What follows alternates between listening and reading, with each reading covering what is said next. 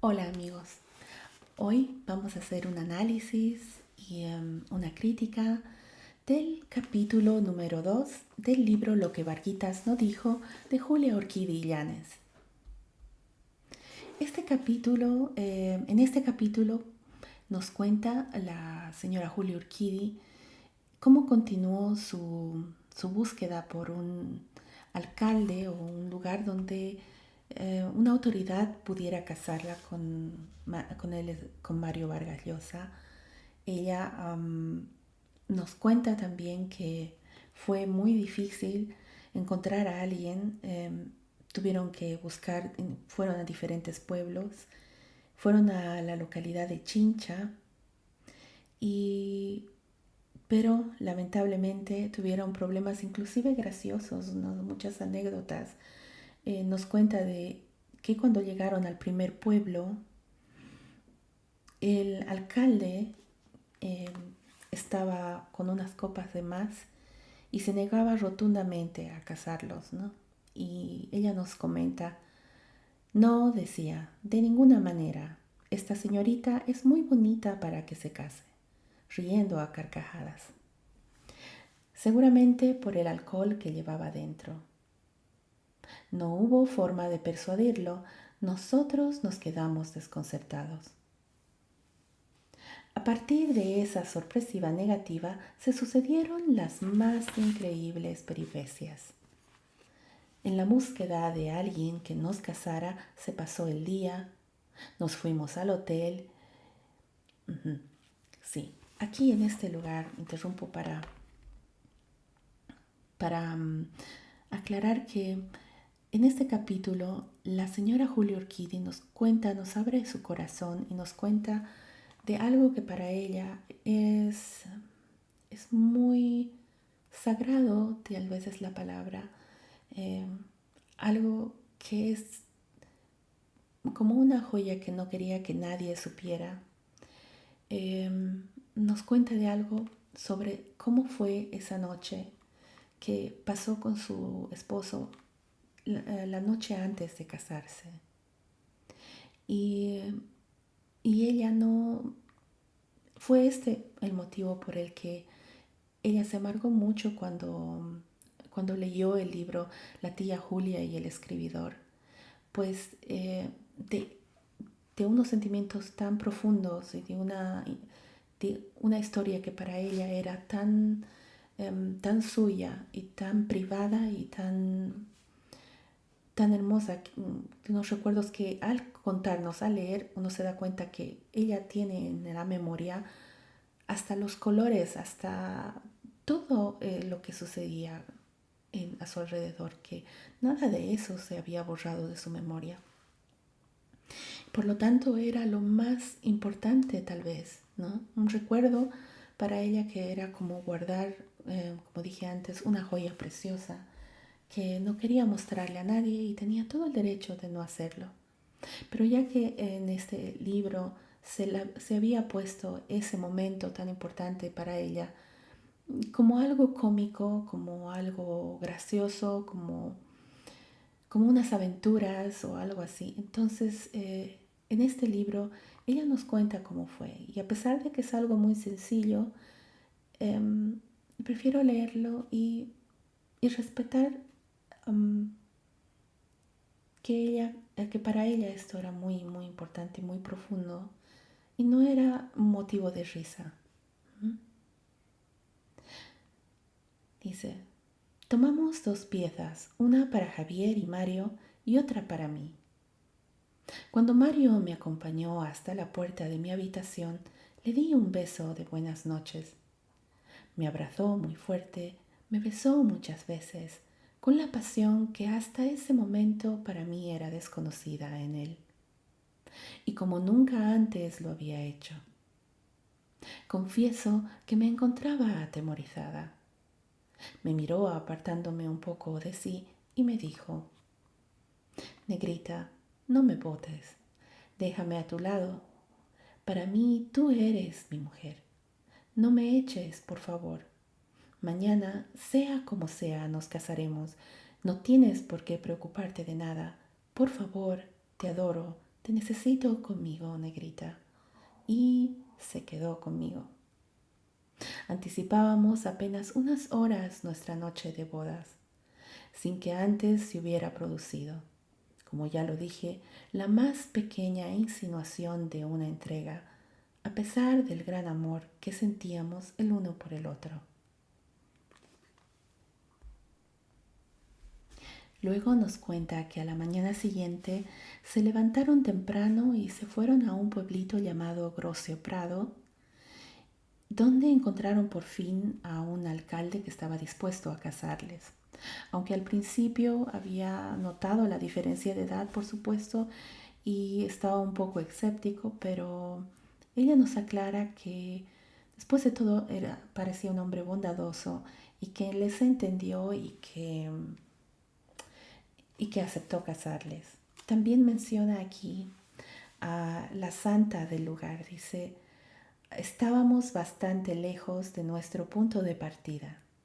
Nunca he rezado tanto y con tanto fervor como a la santa del lugar, Melchorita, para que no pase nada y pudiera al fin convertirme en la mujer de Mario ante la ley de los hombres, que para mí no tiene ninguna importancia, pero no se trataba solo de nosotros, sino de una familia pegada a las tradiciones y a quienes les tenía bastante miedo.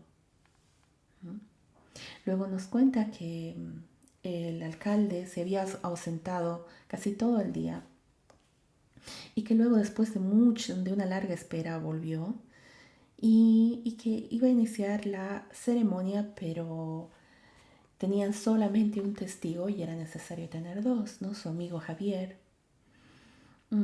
Así que fueron a buscar a un desconocido en la calle y por fin lo encontraron y este señor dijo, aceptó de buen grado y, y dijo, pero tenemos que festejarlo y se insistió en festejarlo y sí que volvió a su casa a buscar vino y o sea que se demoró todavía más la ceremonia, ¿no? Y nos cuenta que la ceremonia, dice, comenzó la ceremonia. Me parecía que no acababa nunca, que no llegaría nuestro buen alcalde a la parte que teníamos que decir sí, acepto. Cuando todo terminó, creía que era una mentira, que ya estábamos casados, ya nada ni nadie podría separarnos. Ilusa de mí. No sospechaba en mi alegría el largo camino que me faltaba recorrer. Brindamos con nuestro testigo y su famoso vino, que debió haber estado guardado mucho tiempo. Tenía un gustito muy sospechoso a vinagre.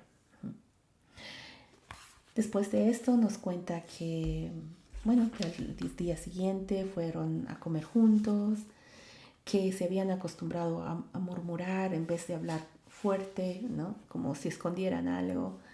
Y cuando se dieron cuenta de que estaban todavía murmurando y hablando bajo, se rieron mucho y bueno, se notaba que habían quitado un gran peso de encima. Estaban muy felices, pero al mismo tiempo con mucho temor porque pronto tenían que enfrentar a su familia, ¿no? Uh-huh. Él se enteró, su amigo Javier, que en Lima los estaban buscando por órdenes del padre de don Mario Vargas Llosa, un, con la policía, ¿no? Así que ellos con mucho temor mandaron a su amigo Javier primero a ver qué es lo que estaba pasando o a preparar un poco a la familia antes de que ellos lleguen. Y nos dice que lamentablemente su amigo Javier tuvo un accidente, ¿no? Que se volcó el auto donde él iba y nos dice, el auto en que regresaba Javier sufrió un vuelco y mi buen gordo casi no llega a destino. Pero que afortunadamente él no le había pasado nada y que cuando llegó a Lima, su suegro estaba tan violento que el amigo Javier no quiso decirle dónde estaban, ¿no? Dónde se habían casado y dónde se encontraban en ese momento. Luego nos cuenta que cuando llegaron a la casa de su hermana en Lima, estaba toda la familia ahí, ¿no? Que fue una gran tragedia, fue un momento muy incómodo, horrible, ¿no? Que nadie les apoyó, a excepción de su cuñado, ¿no? Él sí, su cuñado Lucho, fue el único que les dio palabras de aliento, que toda la familia estaba en contra de ellos, ¿no? Sobre todo su suegro, y que él estaba moviendo sus influencias y todo lo que podía para hacer que se separasen o que ella se fuera del país. Ella nos cuenta que les obligaron a vivir separados, ¿no? Que no permitieron que duerman juntos o que duerman en la misma casa. Ella se quedó con su hermana Olga y bueno, y su esposo sí podía visitarla, claro, pero no quedarse ella.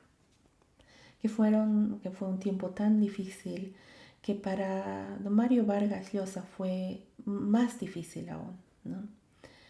Que te encontraba en un estado nervioso muy fuerte, con gran tensión, con mucha ansiedad, que inclusive había perdido el conocimiento por este estado de nervios tan desastroso en el que se encontraba, ¿no? Al, al ver todo esto, la señora Julia Urquidi decidió aceptar irse del país por un tiempo hasta que su suegro se calme. Y, pero no regresó a Bolivia, sino se fue a Chile, donde su mamá se encontraba con unos parientes. Y, y esta decisión, dice, fue muy difícil para ambos, ¿no? Que, que ella y su esposo lloraban mucho, em, y que pero tuvieron que aceptar separarse. Em, Nos cuenta que la noche anterior a su viaje, su hermana permitió que se quedaran juntos en su casa y esa noche la pasaron llorando los dos, ¿no? Em, Ella habla con mucho amor hacia él, ¿no? Y que él también le tenía un amor inmenso, ¿no? Ella dice, hubo juramentos y promesas, palabras atropelladas, besos, ¿no? Luego nos cuenta que su viaje fue un viaje muy trágico, bueno, que ella estaba tan triste que todo el trayecto lloró, ¿no? Nos contó que se encontró con su madre, quien le había esperado con mucha ternura, mucho cariño, y la había consolado mucho, ¿no? De su madre habla muy bonito también, dice, mi madre me esperaba, sorprendida con el telegrama que le envié, avisándole de mi llegada. Al contarle lo sucedido, lloró junto conmigo. Siempre fue muy amiga de sus hijas y a todas nos dio su comprensión y enorme cariño en todo momento. Era una mujer maravillosa. En ella y con ella encontré el apoyo, el consuelo y la ternura que tanto necesitaba. Bueno, así se quedó ahí por un tiempo y mantenía correspondencia con su esposo muy seguido, ¿no? Luego nos cuenta que en ese tiempo un primo de ella que vivía allá, nos dice un muchacho muy bien, muy apuesto, eh, la invitaba siempre a salir, siempre estaba con ella y le escuchaba, se había vuelto un buen amigo de ella, ¿no? Pero que un día él se había enamorado de ella y se lo dijo y trató de convencerla de que se quede con ella, con él, que se casara con él y que deje al señor Vargas Llosa, ¿no? A su esposo. Pero claro, ella dice, sí era un muchacho muy apuesto, ¿no? Me pregunto qué hubiera pasado con mi vida si hubiese yo aceptado esta oferta aquella vez, ¿no? Pero estaba sumamente enamorada de su esposo y para ella no era ni siquiera una opción, ¿no? Así que dice, después por fin llegó el día que podía regresar, que su suegro había aceptado finalmente su relación con su hijo. Y, pero nos dice con mucha tristeza cómo se sentía al respecto, ¿no? Dice, mi estadía en Antofagasta se me hacía muy penosa. Extrañaba a Mario a pesar del consuelo que mi madre trataba de darme. Pasaba horas reflexionando acerca de los métodos que empleó mi suegro para conseguir sus propósitos y separarnos tan drásticamente. El hecho de que fuera divorciada o mayor que Mario no era factor para que se me colocara poco menos que en la condición de una delincuente. Uh-huh. Entonces es así como la hicieron sentir, ¿no? Y que por supuesto no era nada justo, pero así eran las épocas, en esas épocas las familias, ¿no? El ser divorciada era ya un estigma de por sí y la diferencia de edades, bueno, era en aquel momento para estas personas un escándalo, ¿no? Pero cuando regresó, nos cuenta que fue un día muy feliz, ¿no?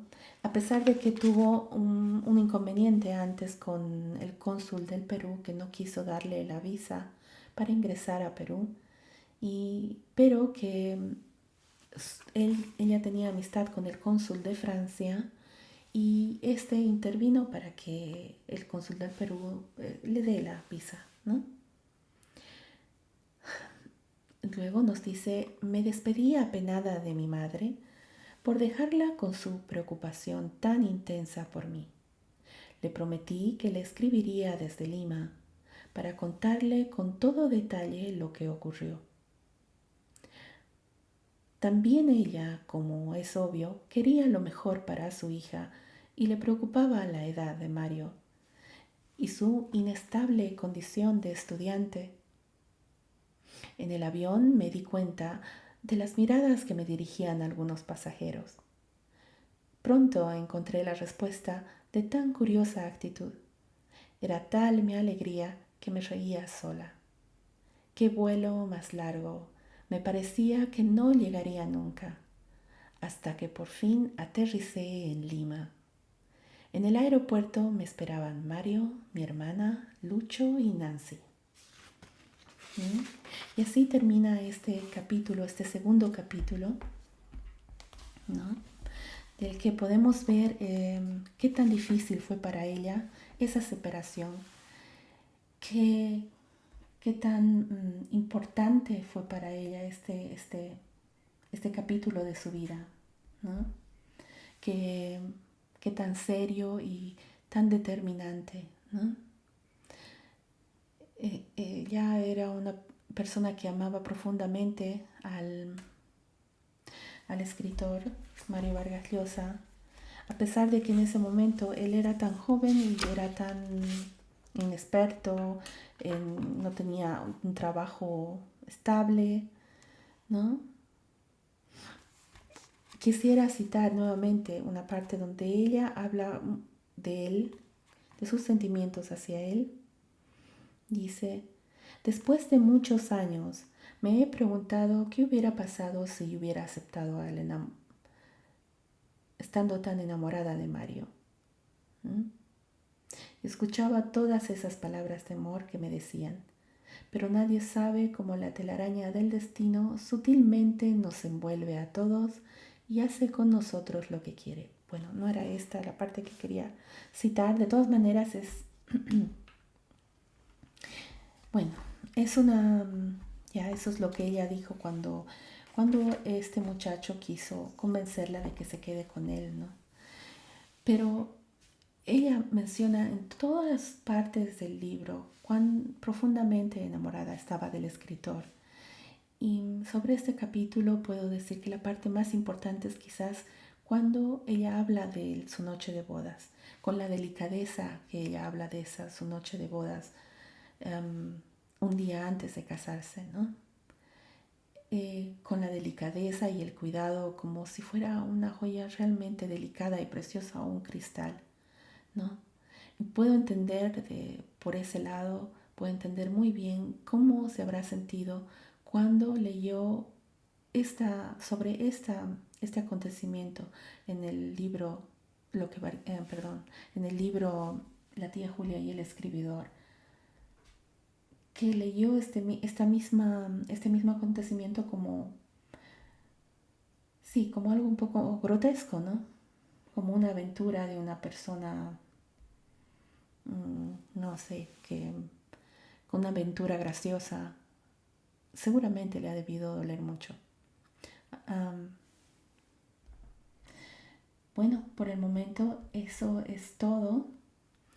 En el siguiente audio voy a subir el capítulo número 2. Espero que les haya gustado y muchas gracias por escuchar y hasta el próximo audio.